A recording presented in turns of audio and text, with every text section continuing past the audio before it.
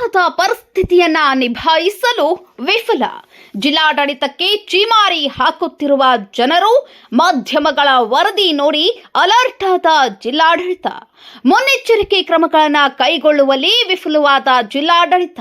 ಧಾರವಾಡ ಜಿಲ್ಲೆಯಲ್ಲಿ ಸುರಿದ ಭಾರೀ ಮಳೆ.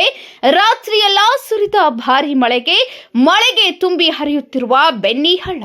ಅಪಾಯದ ಅಂಚಿನಲ್ಲಿರುವ ಯಮನೂರು ಗ್ರಾಮ. ಮನೆಗಳಿಗೆ ನುಗ್ಗಿದ ಮಳೆ ನೀರು.